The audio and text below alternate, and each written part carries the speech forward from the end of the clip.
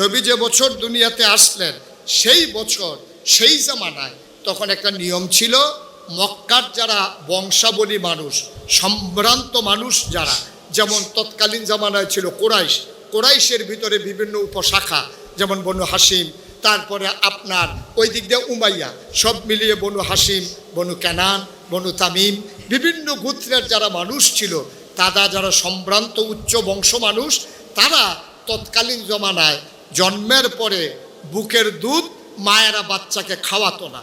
এটা তারা মনে করতো একটা ঐতিহ্যের ধারক বাহক এবং একটা মর্যাদার অধিকারী হওয়া, এটা তারা মনে করতো। এই জন্য তারা কি করতো, তৎকালীন জামানায় এখনও শহরটা আছে, শহরটার নাম তায়েফ থেকে একদল মহিলা আসতো, ওরা এসে ওই দুধের বাচ্চাগুলোকে টাকার বিনিময়ে নিয়ে যেত তায়েফ, দুধ পান করাইয়া টাকার বিনিময়ে 2-2.5 বছর পরে আবার ফেরত দিত। তো নবী যেই বছর জন্মগ্রহণ করলেন, তায়েফ থেকে একদল মহিলা রওনা দিলেন মক্কায় আসার জন্য, বাচ্চা নেওয়ার জন্য। এখন ওরা যখন রওনা করেছে, মনে করেন রওনা করেছে যাত্রাবাড়ি থেকে। কোত্থেকে? কথা বুঝেন নাই না? কোত্থেকে রওনা করেছে? মনে করেন আসবে বাইতুল মুকাররম, রওনা করেছে কোত্থেকে? আসবে কোথায়? বাইতুল মুকাররম। এখন রওনা দেওয়ার পরে যাত্রাবাড়ি থেকে সায়েদাবাদের কাছে আসার পরে দেখে যে একজন নাই। তো সবাই চিৎকার করছে, একজন নাই। কে নাই? হালিমা নাই। সুবহানাল্লাহ বলবেন না? ওরা যাত্রাবাড়ি থেকে পূর্ব দিকে অনেকক্ষণ তাকিয়ে রইল, হালিমার কোনো খবর নাই। সবাই চিন্তা করলো সন্ধ্যা ঘনিয়ে আসছে, সুতরাং আমরা চলে যাই। ওরা আস্তে আস্তে ওই যে আসবে মক্কায়, কোথায় আসবে? মনে করেন এই বাইতুল মুকাররমে। এখন আইসা ওরা দেখছে কার বাড়ি বড়, কার বাবা টাকা কামাই করে বেশি, কার মর্যাদা বেশি, কার টাকা বেশি, এরকম দেখে দেখে সব বাচ্চাগুলা টাকার বিনিময়ে নিয়ে ওরা রওনা করে গেছে সায়েদাবাদ। কই গেছে? কথা কয় না, কই গেছে? ওরা যখন সায়েদাবাদ গেছে, দেখে যে হালিমা আসতেছে, ওরা যাইতেছে, হালিমা আর ওরা ক্রস করছে সায়েদাবাদ। তো সবার কুলে বাচ্চা ওয়া ওয়া কান্না করতেছে। হালিমা জিজ্ঞেস করে, আমার বান্ধবীরা, আমার সইয়ারা, এই বাইতুল মুকাররমে কি আর বাচ্চা নাই? কয় হ্যাঁ, একটা বাচ্চা আছে, তার বাবা নাই। সুবহানাল্লাহ বলবেন না? হালিমার স্বামী বড় নরম মনের অধিকারী ছিলেন। তিনি বললেন, হালিমা চলো যাই, সায়েদাবাদ চলে এসেছি, বাইতুল মুকাররম আর কত দূর, চলো দেখে আসি, পছন্দ হলে বাচ্চা নেব, নাইলে নাই। হালিমা বড় হিসেবি মহিলা ছিলেন, তিনি মনে মনে বললেন, কি দরকার যাওয়ার, যে কি লাভ হবে, টাকা পয়সা নাই। স্বামীর কথায় রওনা করলেন, বাইতুল মুকাররম মসজিদের সামনে আসলেন। তিনি আসার পরে একজন মানুষকে দেখে জিজ্ঞেস করলেন, ভাই এই জায়গায় নাকি একটা এতিম বাচ্চা আছে, তার নাম নাকি মোহাম্মদ, তার ঘরটা কোনটা?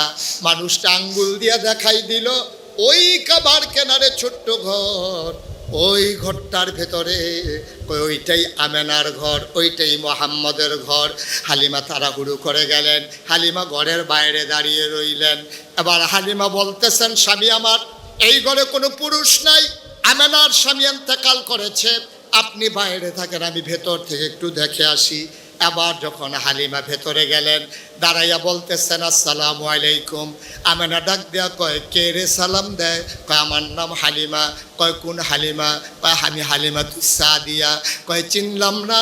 কয় আমার বাড়ি তায়েফ। কয় কেন এসেছো? কয় শুনলাম আপনার ঘরে একটা বাচ্চা আছে, নিতে এসেছি। আমেনা ডাক দেয়া কয়, হালিমা সকাল থেকে কত মানুষ বাচ্চা নিয়ে গেল, ওটার পায়ের শব্দ শুনলাম, বাচ্চাদের কান্নার আওয়াজ শুনলাম, কেউ কারো মায়া লাগলো না, তোমার বুঝি মায়া লেগেছে? এবার আমেনা ডাক দেয়া কয়, হালিমা আহলান সাহলান মারহাবা, মোস্ট ওয়েলকাম, আমার ঘরে তোমাকে স্বাগতম।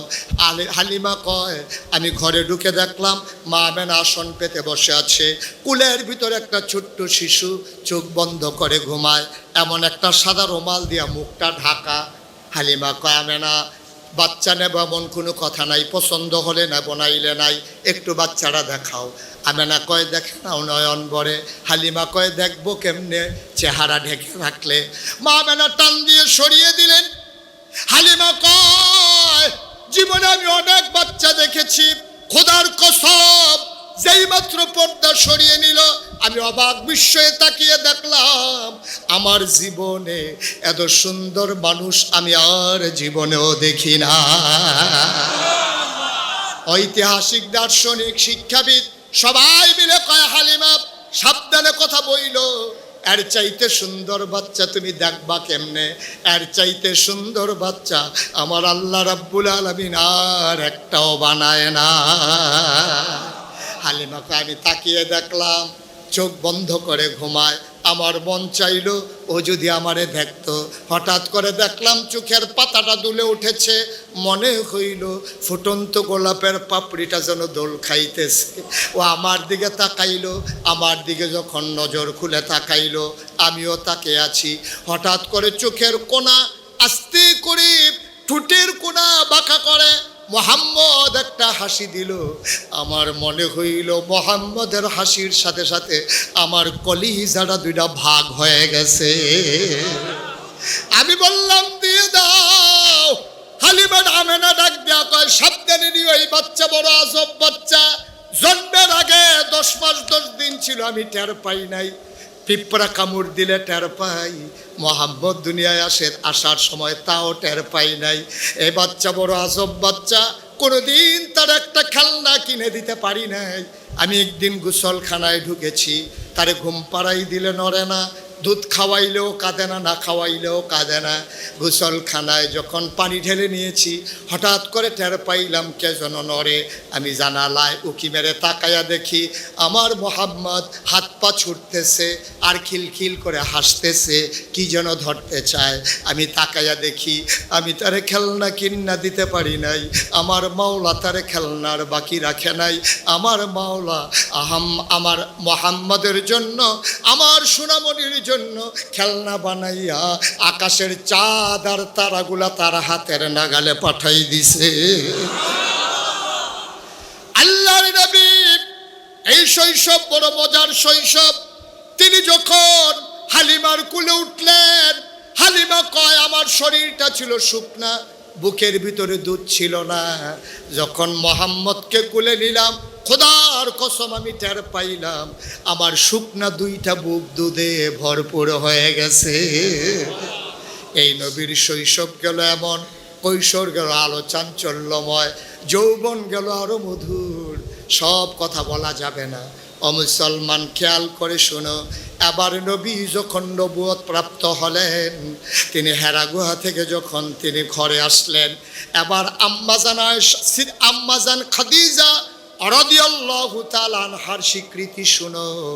আল্লাহর নবী কয়, যেই মানুষটারে তার স্ত্রী ভালো কয় সেই মানুষটাই হলো প্রকৃত ভালো, ঠিক কিনা? আপনার স্ত্রী আপনাকে যদি বলে ভালো মানুষ, তাইলে আপনি আসল ভালো মানুষ। এবার আসুন শুনি, নবীর 11 জন বিবি, 2 জনকে তিনি জীবদ্দশায় তিনি কবরস্থ করেছেন, বাকি 9 জনের সাথে তিনি একসাথে সংসার করেছেন। নবী করিম সাল্লাল্লাহু আলাইহি ওয়াসাল্লামের স্ত্রীগণ নবীর ব্যাপারে কি রায় দেয় শুনি। নবী যখন হেরা গুহায় জনমগ্ন, 40 তার ছুঁই ছুঁই 40 যখন পূর্ণ হলো, হেরা গুহায় জিবরাইল আলাইহিস সালাম এসে ঢুকলেন, নবীকে সালাম দিলেন, আসসালাতু আসসালামু আলাইকা ইয়া রাসূলুল্লাহ, আসসালাতু আসসালামু আলাইকা ইয়া হাবিবাল্লাহ, আসসালাতু আসসালামু আলাইকা ইয়া শাফিয়াল মুজনবিন, আসসালাতু আসসালামু আলাইকা ইয়া রাহমাতাল লিল আলামিন। নবী বললেন ওয়া আলাইকুমুস সালাম। তিনি ভীত সন্ত্রস্ত হলেন। নির্জন গুহার সামনে বিশাল দেহের অধিকারী মানুষটাকে তিনি চমকে উঠলেন, তিনি আশ্চর্যান্বিত হয়ে গেলেন, তিনি ভীত সন্ত্রস্ত হয়ে গেলেন। কাঁপতে কাঁপতে ঘরে আসলেন মা খাদিজা রাদিয়াল্লাহু তাআলা আনহা। উনি জিজ্ঞেস করলেন, ও নবী আমার, আপনি কি ভীত সন্ত্রস্ত? কেউ কি কিছু বলেছে? নবী বললেন, খাদিজা, আমি নাকি এখন থেকে আব্দুল্লাহ, মোহাম্মদ ইবনে আব্দুল্লাহ না। ওই জামানায় এখনো মক্কার মানুষগুলো নিজের নামের সাথে বাবার নাম জড়িয়ে পরিচয় দেয়। তো মোহাম্মদ, ওনার আব্বার নাম হলো আব্দুল্লাহ, তো ওনার পরিচয় ছিল মোহাম্মদ ইবনে, কথা কয় না দেখি, মোহাম্মদ ইবনে। আর নবীজি আইসা কয়, খাদিজা, আমি নাকি এখন থেকে মোহাম্মদ ইবনে আব্দুল্লাহ না। কোথায় আপনি কি? কয়, আল্লাহর এক ফেরেশতা নাম জিবরাইল, উনি এসে কয় আমি নাকি মোহাম্মদ ইবনে আব্দুল্লাহ না, আজকে থেকে আমার পরিচয় মুহাম্মদুর রাসূলুল্লাহ। কথাটা বুঝতে পেরেছেন? তখন কি কোনো সাক্ষী আছে? কথা কয় না। কোনো মানুষ আছে সামনে? কয়জন মানুষ এখানে? দুইজন, নবী আর আমাদের আম্মা খাদিজা। নবীজি বললেন আমি নাকি নবী, আমি নাকি নবী। আম্মাজান খাদিজা কি রায়টা দিলেন আসুন শুনি। আম্মাজান খাদিজা সাথে সাথে কি রায়টা দিলেন? নবীজি যখন বললেন আমি নাকি নবী, আম্মাজান খাদিজার সাথে সাথে রায় দিলেন আপনি অবশ্যই নবী। সুবহানাল্লাহ বলবেন না? একবারও জানতে চাইলেন না কবে থেকে নবী, কেন আপনি নবী, কার জন্য নবী, কে বানাইলো নবী, এই নবুয়ত লাস্টিং করবে কয়দিন, কোনো কিছু জানতে চাইলেন না। তিনি রায় দিয়ে দিলেন অবশ্যই আপনি নবী। সুবহানাল্লাহ বলবেন না? আল্লাহর নবী খাদিজাকে জিজ্ঞেস করলেন, ও খাদিজা তুমি কেমনে বুঝলা আমি নবী? এবার আম্মাজান খাদিজা ডাক দেয়া কয় 15 বছর সংসার করেছি, আমার যখন 40 আপনার তখন 25, একেবারে পরিণয়ে যখন আবদ্ধ হয়েছি, আমরা স্বামী স্ত্রী হয়ে গেছি, আপনার 25 আমার 40, এখন আপনার 40 আমার 55, 15টা বছর একসাথে সংসার করলাম, একসাথে ঘুমাইলাম, একসাথে খাইলাম, কাজ থেকে আপনাকে একসাথে দেখলাম, চলে ফিরে বুঝে শুনে খেয়ে দিয়ে একসাথে দিন কাটিয়ে 15 বছর পরে আমার মন সাক্ষী দিয়েছে অবশ্যই আপনি নবী। আল্লাহর নবী কয় তুমি কেমনে বুঝলা আমি যে নবী? কয় 4টা কারণে আমার মনে হয়েছে আপনি নবী। কয় কোন 4টা কারণ? কয় 1 নম্বরে আপনি যখন ওয়াদা করেন খেলাফ করেন না। সুবহানাল্লাহ বলবেন না? আপনি যখন ওয়াদা করেন ওয়াদা খেলাফ করেন না। 2 নম্বরে আপনি যখন আপনার কাছে কোনো কিছু আমানত রাখে আপনি আমানতের খেয়ানত করেন না। 3 নম্বরে আপনি আত্মীয়তার সম্পর্ক ছিন্ন করেন না। 4 নম্বরে অসহায় কোনো মানুষ দাঁড়ালে আপনি নবী গো কোনোদিন খালি হাতে কাউকে ফিরান না। 1000 বছর আগের কথা, নবী করিম সাল্লাল্লাহু আলাইহি সাল্লামের ব্যাপারে সবচেয়ে কাছের মানুষটা রায় দিলেন, দূরের কেউ না। এখন আমাদের দেশে তো দূরের মানুষ দিয়ে মিছিল বের করে, মিছিল যারা বাইর করে তারা কিন্তু মানুষটারে দেখেও না, শুনেও না, জানেও না। তো একজনে কইছে চরিত্র, কয় ফুলের মতো পবিত্র। এখন যে চরিত্র কেমন টাকা হাওলাত দিলে না বোঝা যায় কয়দিন ঘুরায়, ঠিক কিনা কন? চরিত্র যে কেমন একবার ক্ষমতার স্বাদ পাইলে 15 বছর যখন আর ক্ষমতা ছাড়তে চায় না তখন বোঝা যায় চরিত্র কেমন।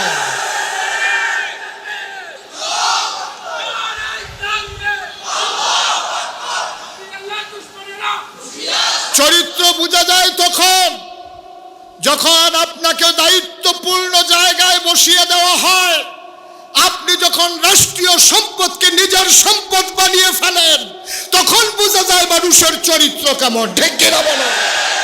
সুতরাং চরিত্র কেমন নবীজির এটা আমরা যতটুকুন জানি তার চাইতে বেশি জানে মক্কার মানুষ। মক্কার মানুষ যতটুকুন জানে তার চাইতে বেশি জানে মুসলমানেরা। সব মুসলমানেরা যা কিছু জানে তার চাইতে বেশি জানে আমার নবীর স্ত্রীগণ, ঠিক কিনা বলেন? কারণ একসাথে ঘুমাইছে, একসাথে খাইছে, একসাথে উঠছে ফিরছে, সব একসাথে। তো ওনারা বুঝবে নাকি আমরা বুঝবো নাকি? আম্মাজান খাদিজা টাকা খাইয়া, মিছিলের আগে বিস্কিট খাইয়া, চা খাইয়া নবীর সার্টিফিকেট দেয় নাই, সানন্দে স্বেচ্ছায় সজ্ঞানে চইলা ফিরা দেইখা শুইনা বুঝা সাক্ষী দিয়েছে আপনি অবশ্যই নবী। সুবহানাল্লাহ বলবেন না? আজকে যখন মাহফিল শেষ করে বাড়িতে যাবেন, বাড়িতে যাওয়ার পরে আপনি যদি আপনার ওয়াইফকে বলেন অলি অলি অলি, আপনার ওয়াইফ দেখবেন করবো যে বারান্দায় গিয়ে শুয়ে থাকেন অলি, বিড়ির গন্ধ লোকে দিয়ে আরন যায় না অলি, ঠিক কিনা কন? আপনি যে কত বড় অলি, কথায় কথায় স্ত্রীর গায়ে হাত উঠান, হ্যাঁ কথায় কথায় আপনি বেতন পান 30,000, বাসা ভাড়া 40,000, বাচ্চাদের স্কুলের খরচ, দুধের খরচ, বউয়ের কসমেটিক্স খরচ, পার্লারের খরচ সব মিলে 1 লাখ, বেতন পান 40, খরচ হয় মাসে 1 লাখ, আবার ফ্ল্যাট কেনার জন্য আপনি ঘুরতে আসেন। আপনি যে কত বড় অলি কেউ জানুক আর না জানুক আপনার স্ত্রী জানে, ঠিক কিনা? আপনার লেনদেনের স্বচ্ছতা নাই, আপনার কাজ কারবারের ব্যালেন্স নাই, আপনি কোথায় কোথায় বউয়ের উপরে হাত উঠান, এসব বোধহয় নাই আমাদের দেশে না? গ্রামে তো বউয়ের উপরে হাত উঠাইলে টের পায়, কারণ এক ঘরে বউয়ের উপরে মারলে অন্য ঘরের মানুষ আওয়াজ শুনে। শহরে তো এই কারবার দরজা বন্ধ করে শুরু করলে মরণের আগে টের পায় না, ঠিক কিনা কন? নবীর চরিত্র কি অনুপম চরিত্র, সুবহানাল্লাহ বলবেন না? আরে উনি পরিপূর্ণ করবেন না তো পরিপূর্ণ করবে কে? সুবহানাল্লাহ বলবেন না? কি নবী আমার, কি নবী আমার। এবার আসুন সরাসরি আল্লাহর কণ্ঠে শুনি তিনি আমার নবীকে কি বলেন। দরকার আছে নাকি নাই? আমরা প্রথমে শুনলাম ওনার সহধর্মিনী স্ত্রীর কথা, উনি কি বললেন? আপনি অবশ্যই, কথা কয় না, আপনি অবশ্যই। আচ্ছা এবার দেখি আল্লাহ কি কয়, সুবহানাল্লাহ বলবেন না? আমার আল্লাহ কয় তোমরা আমার নবীরে চিনো নাকি? আমরা বলি আল্লাহ আপনারে পুরাপুরি চিনছি, এই জন্য 5 ওয়াক্ত নামাজে প্রতি রাকাতে আমরা পড়ে দেই আলহামদুলিল্লাহি রাব্বিল আলামিন। সমস্ত জগৎ সমূহের যিনি রব আপনি হইলেন সেই আল্লাহ, সমস্ত প্রশংসা আল্লাহ আপনার জন্য। আল্লাহ ডাক দেয়া কয় বান্দারে, ও বান্দা আমারে চিনছ, আমি সমস্ত জগৎ সমূহের রব, এবার আমার নবীরে চিনে নাও। ওয়ামা আরসালনাকা ইল্লা রাহমাতান লিল আলামিন। মজা করে, একবারে মজা করে, চোখের পানি ছেড়ে দিয়ে মনে হচ্ছে যেন নবী আমার সামনে বসে আছেন। মজা করে একটু পড়েন দেখি। ওয়ামা আরসালনাকা ইল্লা রাহমাতান লিল আলামিন। আমার আল্লাহ কয় শুনো শুনো শুনো, যত জায়গায় আমি রব, খেয়াল করবেন, কয় যত জায়গায় আমি আল্লাহ রব তত জায়গায় আমার নবীজি রহমত। আল্লাহ যত জায়গায় রব, নবীজি তত জায়গায় রহমত। যত জায়গায় আল্লাহ ডাক দেয়া কয় ফাবিমা রাহমাতিন মিনাল্লাহ, আল্লাহর পক্ষ থেকে ও নবী আপনার সাথে যেই রহমত দেওয়া হয়েছে, লিং তালাহুম, আপনার মনটাকে আমার আল্লাহ বড় নরম করে বানাইছে। বলো সুবহানাল্লাহ। আমার নবীর মনটা গরম না নরম? কথা বলেন। সৃষ্টিগতভাবে, ফিতরাতগতভাবে, জন্মগতভাবে আমার নবীর মনটা নরম। কিন্তু এর আগে আমি একটা কথা বলছিলাম, সকল নবী এবং রাসূল মিলে যা, আমার নবীজি একা ইতা। সকল নবী এবং রাসূলের 2টা নমুনা, একটা হলো জামালি, আরেকটা হলো জালালি। নবীরা 2 ভাগ, কারো ছিল জালালি মেজাজ, কারো ছিল জামালি মেজাজ। জালালি মেজাজের অন্যতম উদাহরণ হইল মূসা আলাইহিস সালাম। জামালি মেজাজের অন্যতম উদাহরণ হযরত ঈসা আলাইহিস সালাম। তো সবাই মিলে যা, আমার নবী যে একাই তা। আপনারা যদি বলেন নবী নরম, তাইলে ঈসা নবীর ভাগে পড়ে গেল, মূসা তো আর পাইল না। এই জন্য মুফাসসিরিনে কেরাম কয়, যদি জানতে চাও আমার নবী কেমন, তাইলে আমার নবী হলো এমন, যেখানে গরম হওয়া দরকার গরম, যেখানে নরম হওয়া দরকার নরম, ঠিক কিনা? রুহামাউ বাইনাহুম আশিদ্দাউ আলাল কুফফার। পরস্পর যখন একসাথে হয় মনে হয় যেন কলিজা কাইটা খাওয়াই দেবে, আর কাফেরের সামনে যখন একসাথে হয় তখন মনে হয় যেন জীবন দেবে, তারপরে আপোষ করবে না, ঠিক কিনা বলে? এইটাই তো মুসলমানের চরিত্র। আপনি যখন পূর্ণাঙ্গ ঈমান নিয়ে চলবেন, নবীর সম্পূর্ণ সিরত যখন আপনার জীবনে আপনি ধারণ করবেন, মনে রাখবেন 92% জন লোক মুসলমান বলেন, আর সংখ্যালঘু ভারতের মুসলমান বলেন, ঈমান নিয়ে যদি অটল পাহাড়ের মতো দাঁড়িয়ে থাকতে হয়, মামলা হবে, হামলা হবে, জাল জুলুম নির্যাতন হবে, প্রয়োজনে জীবন দেওয়া যাবে, ঈমান দেওয়া যাবে না। রাজি আছো কিনা? হাত তুলে দেখা।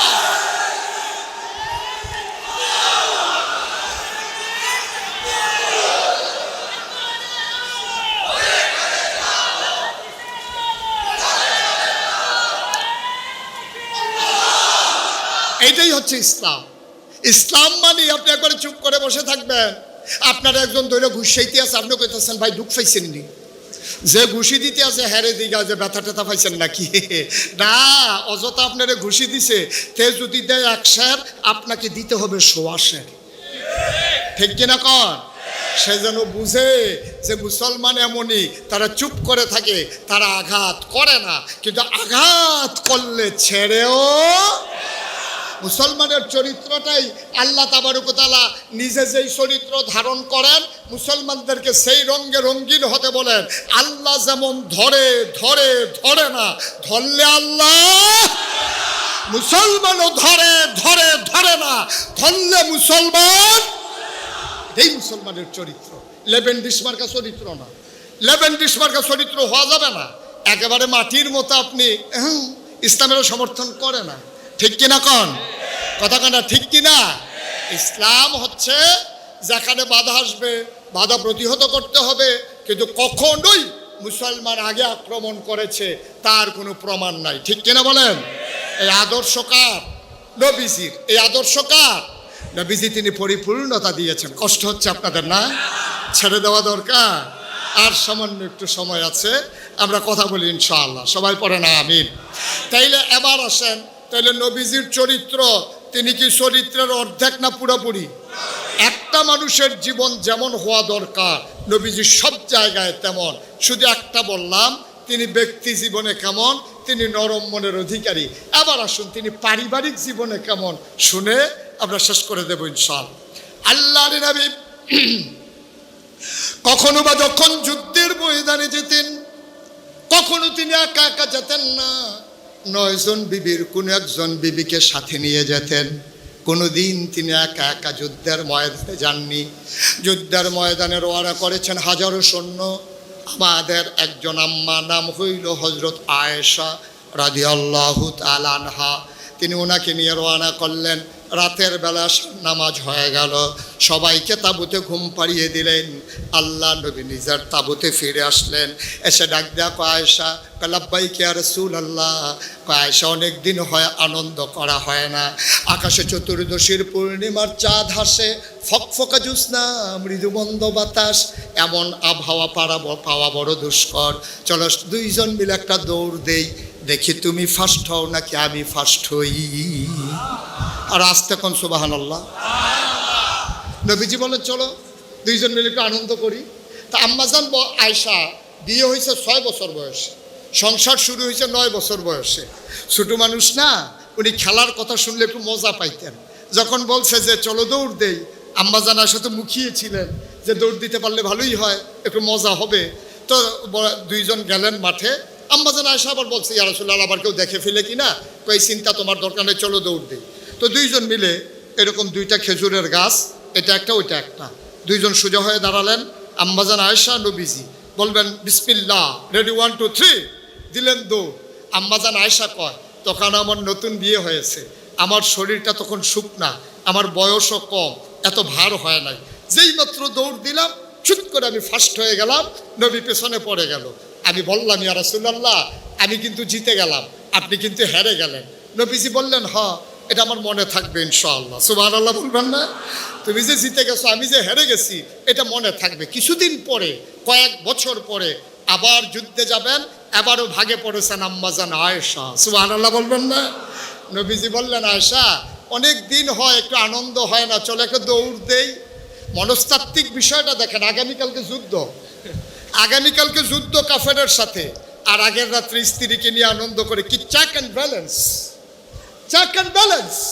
ব্যালেন্স কারে কয় দেখেন, যুদ্ধের সময় যুদ্ধ, তো রাত্রে বাইট দিয়ে লাভ কি? সুবহানাল্লাহ বলবেন না? যুদ্ধের সময় যুদ্ধ হবে, রাত্রটা নষ্ট করে কি লাভ? আমি আবার যদি থাকি তাইলে না পরের রাত, উনি সেকেন্ড সময় কাজে লাগতেন। সুবহানাল্লাহ বলবেন না? তো নবীজি বললেন, চলো আবার একটু দৌড় দেই।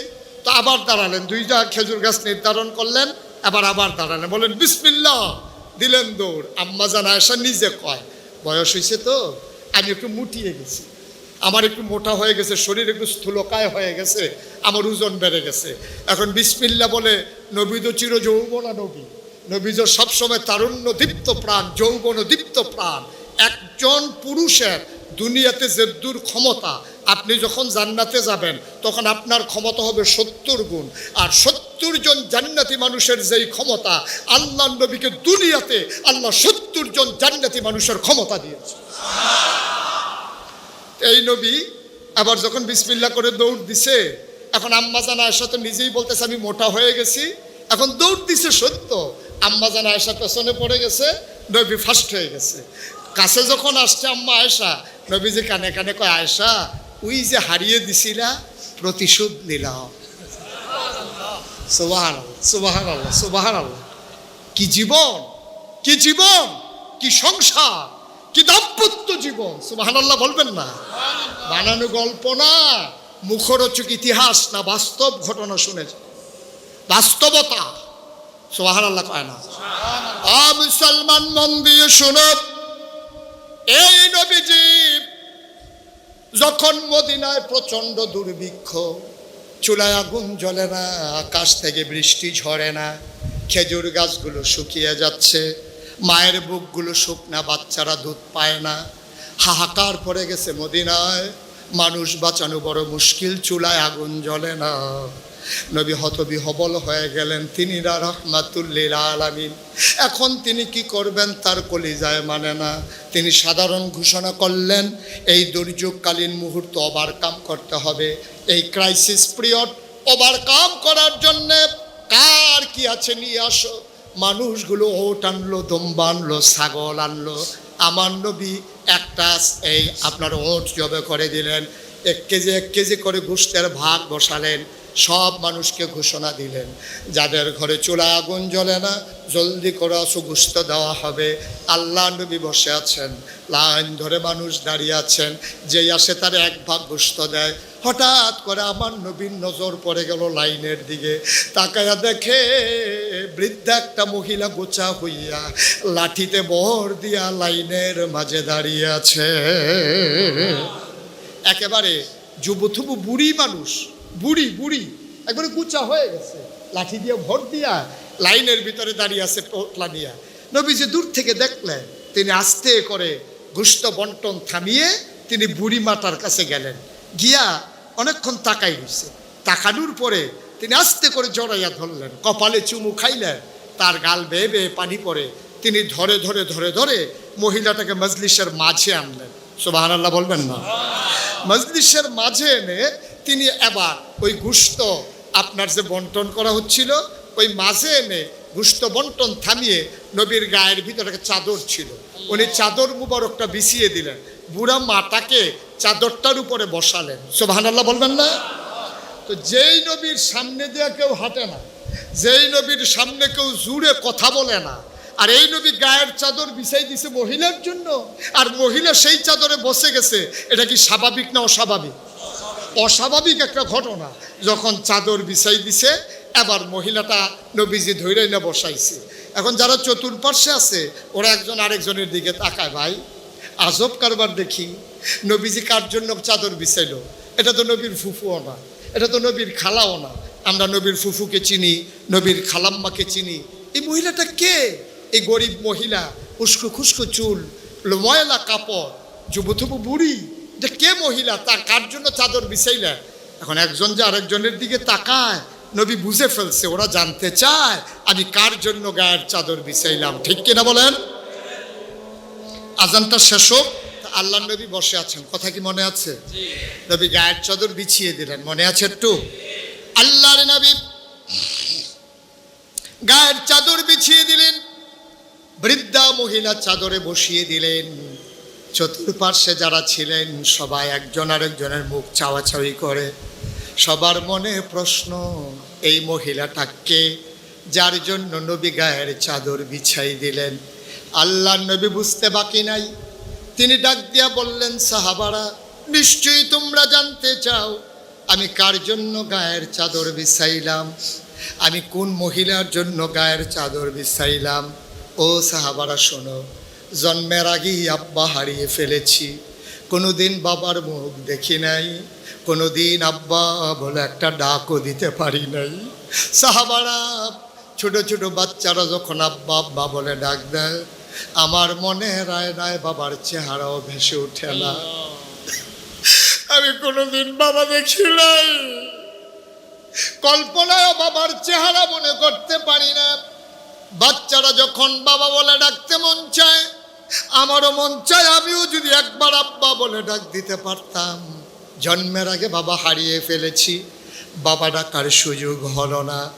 6 বছর যখন বয়স, মা হারিয়ে গেল। আমি বুঝি না মা কেন কথা বলে না, মা চুপ মেরে ঘুমিয়ে আছে।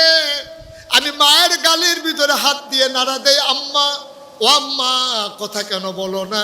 কে আমারে ঘুম পাড়াবে, কে আমারে গোসল করিয়ে খাইয়ে দেবে? মা কে আমারে আদর করে চৌরা চিরিয়ে দেবে গো মা? কে আমাকে পায়ের উপরে শোয়াইয়া ঘুম পাড়াই দেবে? আমি এমন করেও ঝরে কাঁদতেছিলাম। আমার দাদা আবু তালেব, আব্দুল মুত্তালিব আমারে ডেকে কয়, মোহাম্মদ রে, ও মোহাম্মদ, কান্নাকাটির দরকার নাই, তোর এমনই কপাল, জন্মের আগে বাপ হারাইছস, 6 বছর বয়সে মা হারাই ফেললি। যার কেউ নাই তার আল্লাহ আছে, আর তোর সহায় হিসাবে আমি আব্দুল মুত্তালিব তোর দাদা আছি।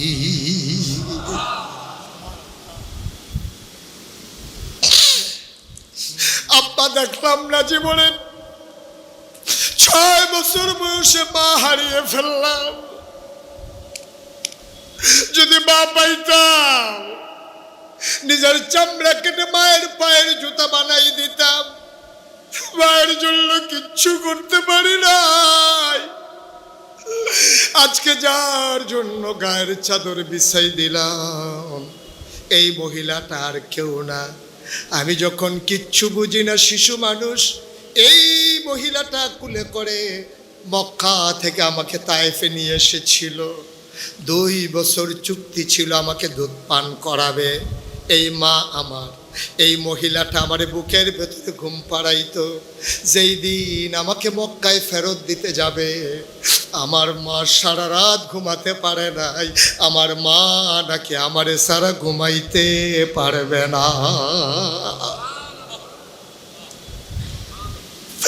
এই মহিলার কেউ না, এই মহিলা যার জন্য আমি গায়ের চাদর বিছাই দিলাম, যার বুকের দুধ আমি খেয়েছি, তিল তিল করে আমি বড় হয়েছি, আমাকে সন্তানের মতো যিনি মানুষ করেছেন, এই মহিলা আমার দুধমা হালিমাতুস সাদিয়া। বাংলার মুসলমান, আমার নবী সন্তান হিসেবে কেমন আদর্শ দেখো। নিজের মা পায় নাই, দুধ মায়ের প্রতি তার দায়িত্বে কোনো অবহেলা ছিল না। সবাইকে দিলেন 1 ভাগ করে গোশত। আমার নবীজি দুধ মায়ের ব্যাগের ভিতরে 2 ভাগ গোশত দিয়ে দিলেন। এখানেই শেষ না, নবীজি কান্দে, হালিমাও কান্দে। নবীজি আবার ডাক দেয়া কয়, আম্মা ও আম্মা কেমন আছেন? কবে থেকে দেখি না গো আম্মা, কোন ঘরে থাকেন? হালিমা দেখিয়ে দিলেন দূরে একটা ছোট্ট তাঁবু। এবার আল্লাহর নবী হালিমাকে ধরে ধরে এক হাতে ব্যাগের পটা, ওই গোশতের পটলা, আরেক হাতে মাকে জড়িয়ে ধরে রেখেছেন। তিনি টেনে টেনে, সবাই তাকিয়ে দেখলো, দুধ মাকে ঘর পর্যন্ত পৌঁছিয়ে তিনি আবার গোশত বন্টনের জায়গায় ফিরে আসলেন।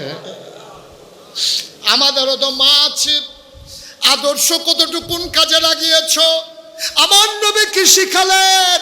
আশেকে রাসূল দাবি করো, নবীর উম্মত দাবি করো, নবীর আশেক দাবি করো, অথচ মা তোমার কাছে ভালো ব্যবহার পায় না। অথচ আল্লাহ কয়, আল্লাহ ইয়াবুদু ইল্লা ইয়াহু, ইবাদত করতে হলে শুধু করবা আল্লাহ। ওয়াবিল ওয়ালিদাইনি ইহসানা, আর আল্লাহ তা'বুদু ইল্লা ইয়াহু, আল্লাহ তা'বুদু ইল্লা ইয়াহু। যদি ইবাদত করতেই হয়, করবা শুধু আল্লাহর। আর ওয়াবিল ওয়ালিদাইনি ইহসানা, আর কোমল ব্যবহার, ভালো ব্যবহার, সবটাই যিনি পাও না, তিনি তোমার মা। বলো সুবহানাল্লাহ।